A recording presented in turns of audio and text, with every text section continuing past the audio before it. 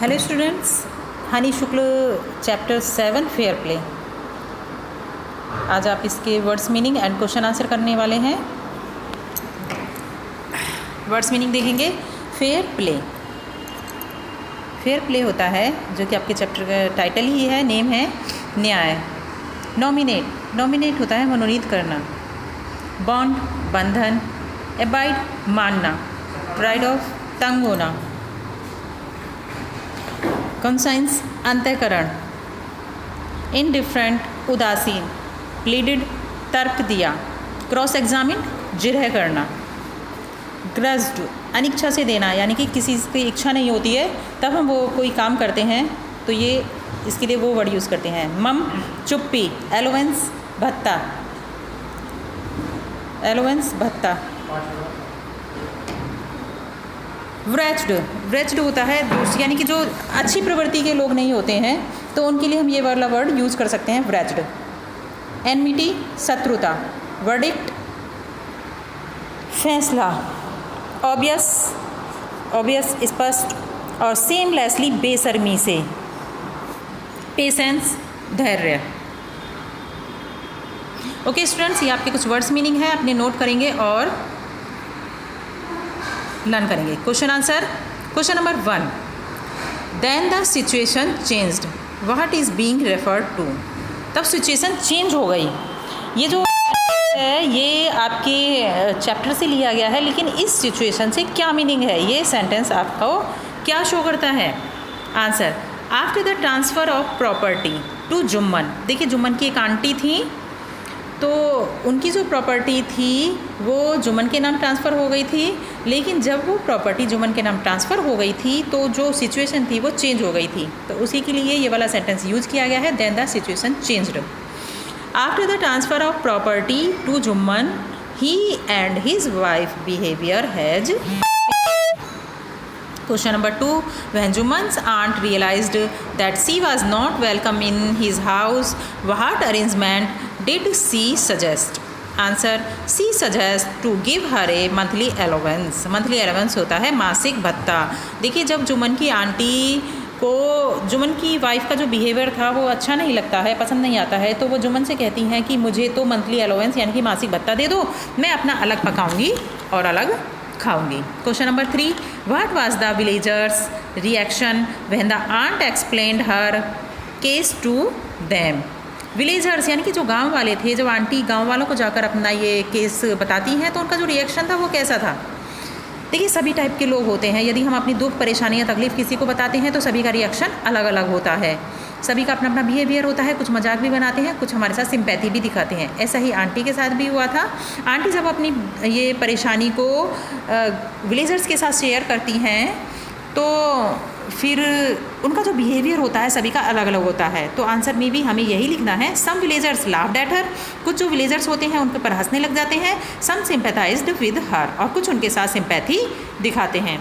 Question number 4, why was Jumman happy over Algu's nomination as head panch. देखिए, जब case panchayat में पहुंच जाता है तो अलगू को हेड पंच बनाया जाता है, तो जुम्मन इस बात से खुश हो जाता है कि भी जब अलगू मेरा फ्रेंड है, उनको हेड पंच बनाया गया है तो वो मेरे फेवर में ही फैसला लेगा।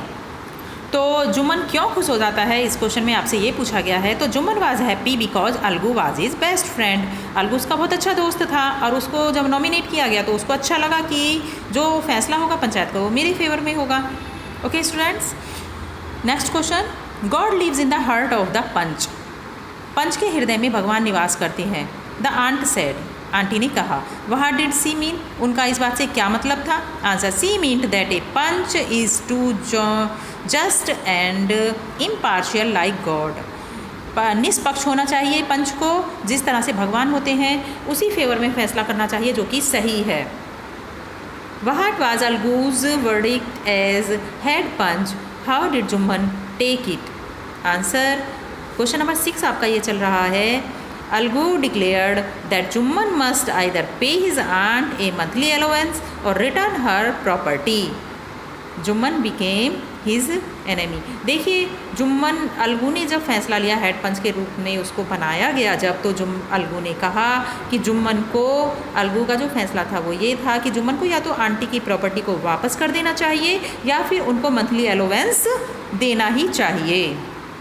तो जब ये फैसला हो गया तो इससे ये दोनों की जो दोस्ती थी उनमें खटास आ गई और जुम्मन अलगू का शत्रु बन गया। Question number 7, Algu found himself in A tight spot. Algu ने खुद को एक टाइट स्पॉट पर पाया। व्हाट वाज हिज प्रॉब्लम, उसकी प्रॉब्लम क्या थी।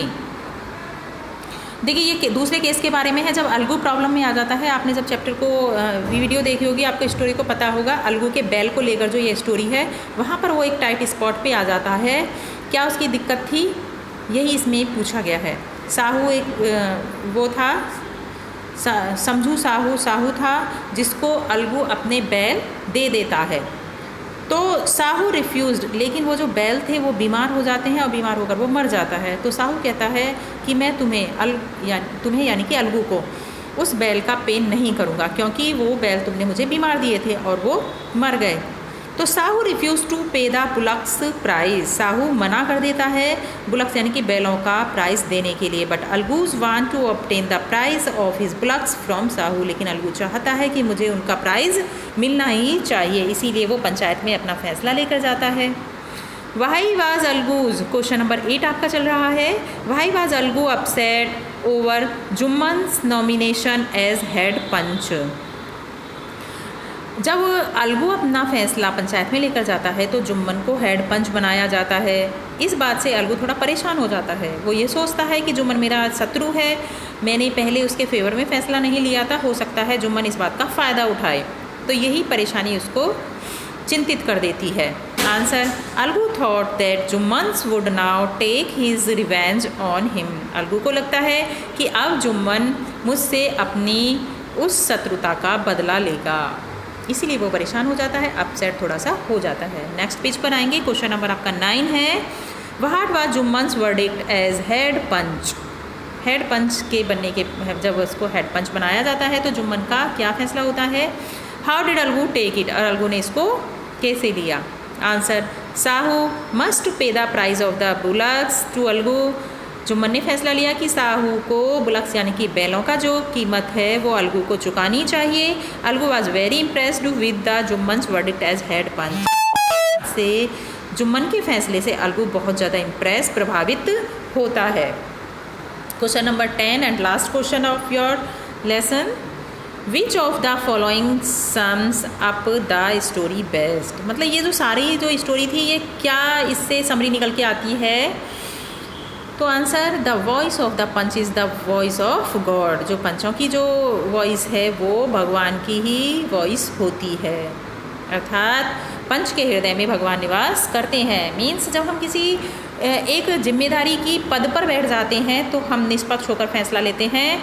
हमारा ना तो उस वक्त कोई दोस्त होता है, ना कोई मित्र होता है, ना रिश्तेदार होता है। हमें सच का साथ देना चाहिए और सच के ही फेवर में फ़ैसला लेना चाहिए।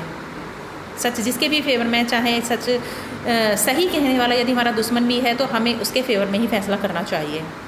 ओके स्टूडेंट्स, फेयर प्ले ये न्याय जो था आपका ये इसी बात को लेकर था कि हमें निष्पक्ष होकर यदि हम किसी फैसले को लेते हैं तो हमें निष्पक्ष होकर लेना चाहिए, ना कि अपनी दोस्ती रिश्तेदारी उस वक्त निभानी चाहिए। ओके स्टूडेंट्स, आप इन क्वेश्चंस को अपनी नोटबुक्स में नोट करेंगे और